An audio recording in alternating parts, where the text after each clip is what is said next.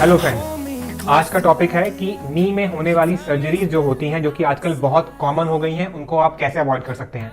मैं बात कर रहा हूं मोस्ट कॉमन होने वाली नी सर्जरीज की, जिसका नाम है जॉइंट रिप्लेसमेंट सर्जरी, या फिर हम आम भाषा में उसको बोलते हैं नी रिप्लेसमेंट सर्जरीज।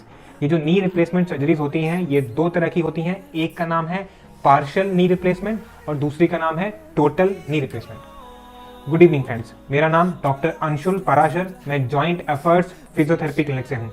आमतौर से हम दिन में तकरीबन 10 पेशेंट ऐसा देखते हैं जो बोलते हैं उनकी नी में पेन है, और अगर यही 10 पेशेंट मैं डॉक्टर ऑर्थोपेडिशियन के पास भेज दूं तो हो सकता है उनमें से वो कुछ नंबर ऑफ पेशेंट्स को रिप्लेसमेंट सर्जरीज के लिए सजेस्ट कर दें।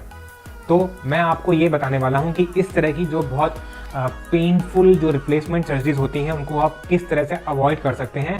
बीइंग अ फिजियोथेरेपिस्ट, मैं आपको आज कंजर्वेटिव मेथड बताने वाला हूं, जो कि आपको बहुत फायदेमंद होने वाले हैं नी रिप्लेसमेंट के बारे में। कि ये ऑस्टियोआर्थराइटिस या फिर घुटने खराब क्यों होते हैं। ये जो ऑस्टियोआर्थराइटिस ऑफ नी होता है, ये जॉइंट का एक डीजेनरेटिव डिसऑर्डर है, जिसमें आपके दोनों जो बोन्स होती हैं उसके बीच का जो फ्लूइड होता है वो वहां से खत्म हो जाता है। फ्लूइड खत्म होने की वजह से जो आपकी बोन्स होती हैं वो आपस में टकराती हैं। वो बोन जो पहले इस तरह से स्मूथ होती हैं और इस तरह से आर्टिकुलेट करती हैं, फ्लूइड खत्म होने के बाद में ग्रेजुअली धीरे धीरे वो आपस में कुछ स्पर बन जाते हैं जॉइंट सरफेस के ऊपर, और वो हड्डियां इस तरह से टकरा के चलती हैं। तो जब वो टकरा के चलती हैं तो आपको आवाज आती है जॉइंट में से, और वो पेनफुल होता है। तो इसी को हम लोग बोलते हैं osteoarthritis of the knee joint. और इसके होने का रीजन होता है, अगर आपने फ्लूइड को खत्म कर दें, और खत्म कब होता है, या तो आपको कोई चोट लग गई है, कोई ट्रॉमा है, आपका वजन बहुत ज्यादा है, एक सेडेंटरी लाइफस्टाइल आप जीते हैं जिसमें आप एक्सरसाइज नहीं करते हैं, आपकी जो एक्टिविटीज हैं वो बहुत स्लगिश हैं, मोर ओवर आपका डाइट अच्छा नहीं है, आप अपने न्यूट्रिशन के ऊपर ध्यान नहीं देते हैं। और जो कुछ रीजन हो सकते हैं डायरेक्टली इनडायरेक्टली जो कि नी को खराब कर सकते हैं, दैट आर इन्फेक्शन, या फिर आप जैसे बोलते हैं कि नी में कुछ इन्फेक्शन हो गया, चाहे वो बाहर से आया या फिर ट्रॉमा की वजह से हो गया। कंजेनाइटल डिफॉर्मिटीज की वजह से भी कुछ सर्जरीज नी की लैंड करती हैं। और last but not the least आती है हमारे पास में एक ऑटो इम्यून डिसऑर्डर, जिसमें कि आपकी बॉडी आपसे ही लड़ती है, जिसका रिजल्टेंट वो आपके जो जॉइंट सरफेस होते हैं वहाँ पे कुछ रिएक्शन शो होती हैं, और वहाँ पे डीजनरेशन कॉज होकर वो जॉइंट्स खराब होते हैं। तो अब हम बात कर सकते हैं कि हम वो कौन सा कंजर्वेटिव मेथड फॉलो करें जिससे कि आप ये जो पेनफुल नी सर्जरीज होती हैं इनको अवॉइड कर सकते हैं। तो सबसे पहला जो कारण है जिससे कि डीजनरेशन ऑफ द नी होता है, घुटना आपका कमजोर होता है, घिस जाता है, उसका कारण है जब आपका वेट ज़्यादा होता है। वेट ज़्यादा होने की वजह से आपका जो मांसपेशियां होती हैं वो उस वजन को सहन नहीं कर पाती हैं, जिसके फलस्वरूप वो सारा का सारा वजन जो होता है वो हड्डियों पे आता है। और वही जो थाई वाली बोन होती है वो उतना वेट जो ऊपर से आ रहा होता है उसको बेयर नहीं कर पाती, और वो नीचे वाले बोन से टकराने लगती है। तो ये रीज़न होता है कि अगर आपका वजन ज़्यादा है, जिसकी वजह से आपका नी खराब होता है। तो अगर आप अपने वजन को कम करते हैं, स्लिम रहते हैं, आप अपने BMI को मेंटेन करते हैं, तो आप इस तरह के नी सर्जरी से अपने आप को बचा सकते हैं। दूसरा जो एक बहुत कॉमन रीज़न आता है ये पेनफुल सर्जरीज का, वो आता है लैक ऑफ एक्सरसाइज। आपकी थाई मसल जो होती है वो आपके लेग को पूरा सपोर्ट करती है। आपकी थाई के आगे वाली मसल को क्वाड्रिसेप्स बोलते हैं, पीछे वाली मसल को हैमस्ट्रिंग होती है, साइड वाली मसल जो होती हैं जो एक पैर को बाहर ले जाती हैं वो अबडक्टर ग्रुप्स होती हैं, और जो अंदर वाली होती हैं थाई के अंदर वाली, उनको अडक्टर ग्रुप ऑफ मसल बोलते हैं। ये चारों मसल्स का जब इक्विलिब्रियम बना रहता है तो आपका जो लेग होता है वो एकदम स्टेबल होता है, स्ट्रांग होता है। लेकिन जैसे कि हम देखते हैं हमारे एशियन ब्रीड्स में, हम इंडियंस में एक्सरसाइज करने की जो प्रबलता होती है वो बहुत कम होती है। अगर मैं मानूं कि मैं अगर 1 लाख हिंदुस्तानी उठाऊं तो मेरे ख्याल से उसमें से मुझे शायद ही कुछ 10-20 हज़ार लोग मिलेंगे जो एक्सरसाइज करते होंगे। अक्सर लोग एक्सरसाइज नहीं करते, जिसके फलस्वरूप आपकी जो ये थाई मसल्स होती हैं ये भी कमज़ोर होती हैं, और फिर से वही होता है कि वो जो वजन होता है ऊपर शरीर का वो आपके बोन पे आता है, बोन उसको पूरा बेयर नहीं कर पाती, वो नीचे वाली बोन के कांटेक्ट में आती है। आपका जो नी होता है वो या तो हल्का बाहर की तरफ या फिर हल्का अंदर की तरफ। मैं बताऊं, अगर ये आपका नी जॉइंट है तो या तो ये बाहर की तरफ चला जाएगा इस तरह से, जिसको बोनी बोलते हैं, या फिर ये अंदर की तरफ चला जाता है जिसको हम नॉकनी बोलते हैं।